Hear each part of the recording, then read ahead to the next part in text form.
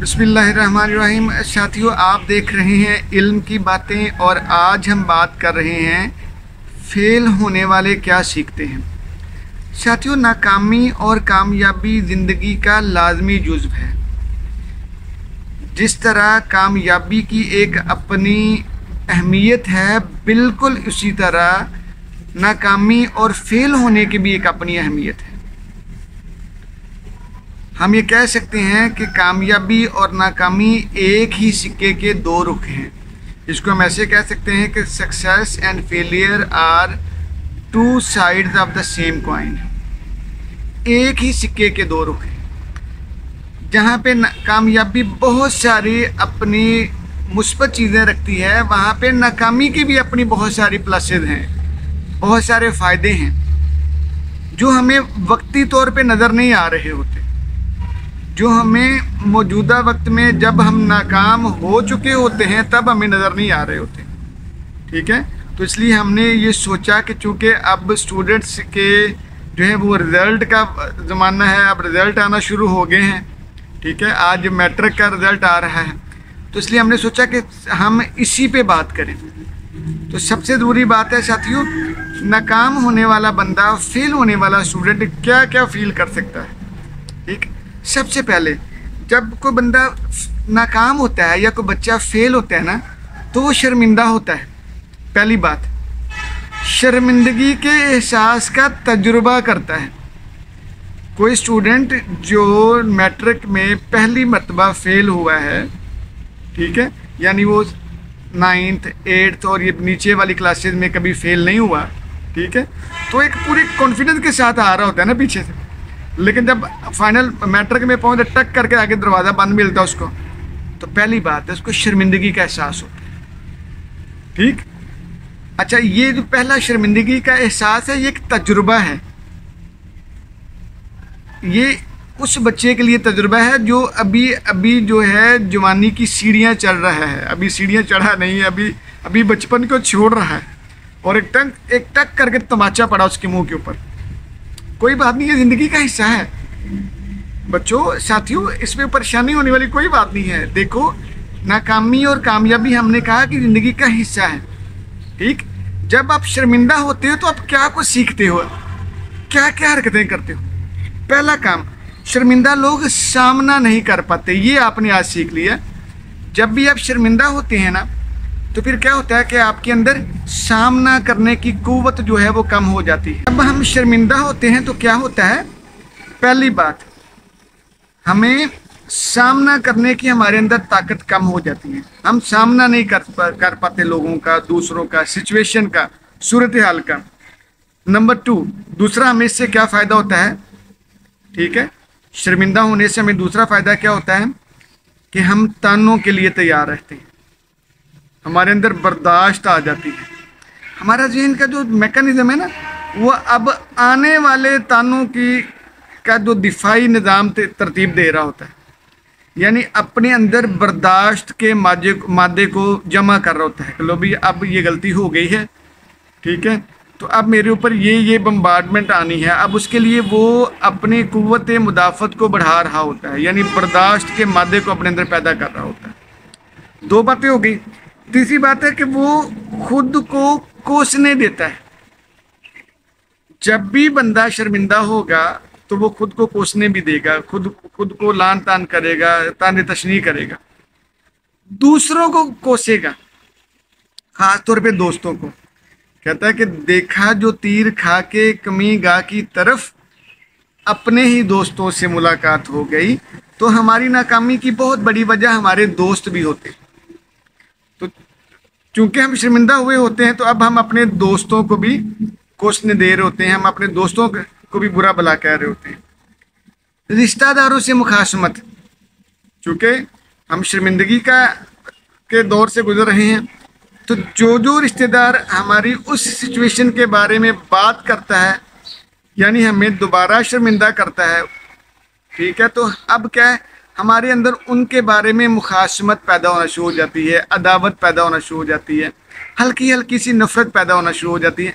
हम उन्हें अच्छा नहीं समझने लगते, हम उनको बुरा समझना शुरू हो जाते हैं। बचपन है ना, हमारा बचपना है, ठीक है। तो ये हमने देखे कि हमने आज एक, शर्मिंदा लोग सामना नहीं कर पाते। दूसरी बात, वो तानों के लिए तैयार होना शुरू हो जाते हैं, यानी बर्दाश्त को इकट्ठा करना शुरू हो जाते हैं। नंबर 4, खुद को कोसना शुरू हो जाते हैं। नंबर 5, दूसरों को और ख़ास तौर पर दोस्तों को कोसते हैं। और नंबर 5, दोस्तों, रिश्तेदारों को से सामना करने से डरते हैं और उनको भी कोसते हैं और उनसे मुखासमत का इजहार करते हैं। और नंबर 6, हमारे अंदर चिड़चिड़ापन आ जाता है, क्योंकि एक ही बात को रगड़ा लगाया जा रहा होता है बार बार, तो हम चिड़चिड़े हो जाते हैं। ठीक साथियों, तो हमने एक बात सीखी कि जब हम नाकाम होते हैं तो पहले हमारे अंदर शर्मिंदगी का एहसास पैदा होता है, और शर्मिंदगी जो है अपने साथ 6 पहलू लेके आती है, जो भी हमने बयान किए। अब आ गया हमारा दूसरा तजुर्बा। जब हम नाकाम होते हैं ना साथियों, तो हमें बेइज्जती का तजुर्बा होता है, बदनामी का तजुर्बा होता है। ठीक है, हम जब बेइज्जत होने के तजुर्बे से गुजरते हैं तो हम जो है ना अपने आप को एक कुचला हुआ इंसान महसूस करते हैं। ठीक है, सेल्फ पिटी में चले जाते हैं। तो जब बेइज्जती होती है तो क्या होता है? तो सबसे पहला पॉइंट, जब हम बेइज्जत होते हैं तो हमारे अंदर एतमाद की कमी होती है। आपने देखा नहीं है कि ये जो हमारे जो है सोसाइटी में मुख्तलिफ रैंक्स बने होते हैं, वो रैंक्स क्या होते हैं? वो रैंक्स असल में ओहदे, असल में आपके कुव्वत एतमाद यानी एतमाद के लिहाज से रखे होते हैं। जिसका जितना एतमाद ज़्यादा उसका ओहदा ज़्यादा, जितना एतमाद कम उतना ओहदा कम। आप पीएन का और एक एमडी का देख लीजिएगा, एतमाद में देखें, बेचारा जो एक पीएन है उसका एतमाद का लेवल देख लें, और एक जो मैनेजिंग डायरेक्टर है उसके एतमाद का लेवल देख लें। ठीक है, तो जब भी हम जब भी हम नाकाम होते हैं तो क्या होते हैं, हमारे अंदर बेइज्जती होती है, हमें का तजुर्बा होता है, और बेइज्जती हमें एतमाद में कमी देती है, हमारे एतमाद को कम कर देती है। दूसरी बात क्या है, हमारी अना को कुचल डालती है। जो बेइज्जती का तजुर्बा है वो हमारी अना को कुचल डालता है, हमारी इज्जत नफ्स को मजरूह कर देता है, हमारा नाम खराब कर देता है, हमारी शोहरत खराब कर देता है, हमारी नेक नामी खराब कर देता है, हमें बदनाम कर देता है। ठीक, ये आ गया। ठीक साथियों, यानी हमने बेइज्जत जब होते हैं हम लोग, हमें बेइज्जती का एहसास होता है, तो हमें कितनी चीज़ें होती मिलती हैं? हमें 4 चीज़ें। हमें एतमाद में कमी आ जाती है, हमारी अना और इज्जत नफ्स कुचली जाती है। ठीक है, हमारा नाम खराब हो जाता है और हमारी शोहरत खराब हो जाती है। अब आ गया तीसरा तजुर्बा। तीसरा तजुर्बा क्या? नाकाम होने का तजुर्बा।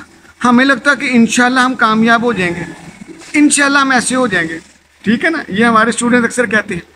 तो पहली मरतबा ज़िंदगी में नाकाम होने का तजुर्बा होता है कि मैं भी नाकाम हो सकता हूँ, मैं भी फेल हो सकता हूँ। हम ना दूसरों को देखते हैं नाकाम होते हुए, कभी खुद पे नजर ही नहीं की होती कि हमारे साथ भी ये तजुर्बा हो जाएगा। ठीक है ना, वो कहते हैं कि दुश्मन मरे तो खुशी ना करिए, सजना भी मर जाना। यानी अगर कोई दूसरा बंदा नाकाम हुआ है तो खुशी ना करो भाई, आपके ऊपर भी ये वक्त आ सकता है। तो आ गया है वक्त। ठीक है, जब आप नाकाम होने का तजुर्बा करते हो तो आप बहुत ज़्यादा बेयकीनी का शिकार हो जाते हैं, आपको यकीन ही नहीं आता। जब आपको कोई बताता है ना जी आपका रिजल्ट, आप फेल हो गए, आप दोबारा चेक करते हो जी हमारे स्टूडेंट में अक्सर होता है जी मैं पेपर को रीचेक करवाऊंगा। ठीक है, ऐसा होता है ना, क्योंकि उनको यकीन ही नहीं आ रहा होता कि मैं भी फेल हो गया। ठीक है, आगे जी नाकामी। अब ये एक बात होगी। दूसरी बात, आप इससे पे क्या सीखते हो? फिर आप नाकामी की वजह तलाश करना शुरू हो जाते हो। आप अकेले बैठते हो तो नाकामी की वजह तलाश करते हो। नाकाम आदमी अपने टैलेंट को जांचना शुरू हो जाता है। ये है ना प्लस पॉइंट। वो कहता है यार मैंने कहाँ पे गलती की, क्या गलती हुई है मेरे से, कैसे गलती हुई है, क्यों गलती हुई है। वो अपने रवैये को टटोलता है, अपने रवैये को बेहतर बनाता है, सोचता है कि मैंने कहाँ पे गलती की है।